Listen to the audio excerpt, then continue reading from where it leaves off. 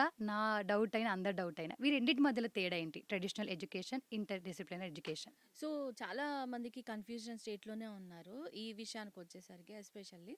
Like traditional education అంటే ఎప్పటినుంచో మనకి ఉన్న కోర్సెస్ అనమాట.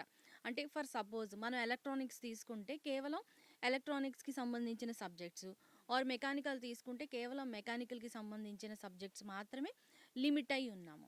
ఓకే. అంటే కోర్ మాస్టరీ చేయడానికి ఆ టైప్ ఆఫ్ కోర్సెస్ అయితే మనకి ఖచ్చితంగా అవసరమే. అలా కాకుండా ఇంటర్ డిసిప్లినరీ అనంటే like multiple subjects in single course అనమాట. ఫర్ ఎగ్జాంపుల్ రీసెంట్ డేస్‌లో గనక మనం గమనిస్తుంటే లైక్ చాలా యూనివర్సిటీసు రీసెంట్‌గా ఎస్టాబ్లిష్ చేసిన వాటిల్లో 100% ఈ minor, major concept and interdisciplinary education అనేది తీసుకొచ్చారనమాట. సో, ఫర్ ఎగ్జాంపుల్ మీరు ఇందాక అన్నట్టు automobile engineering or mechanical engineering student pursue చేస్తున్నాడు. సో, ఫర్ సపోజ్ ఒక పాయింట్‌లో తనకి లైక్ మేనేజ్మెంట్ సబ్జెక్ట్స్ కూడా ఇంట్రెస్ట్ ఉంది అని అనుకుంటే he can pick those management subjects also. Okay. ఆ కోర్సులో ఇంక్లూడ్ చేసుకొని చదువుకోవచ్చు అనమాట.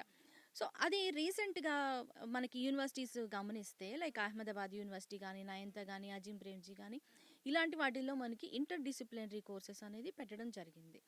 సో, అండ్ ఇంకా మనకి భారతదేశంలో కొంచెం అది అటు ఇటుగా ఉంది కానీ బయట దేశాల్లో మాత్రం ఇంపార్టెన్స్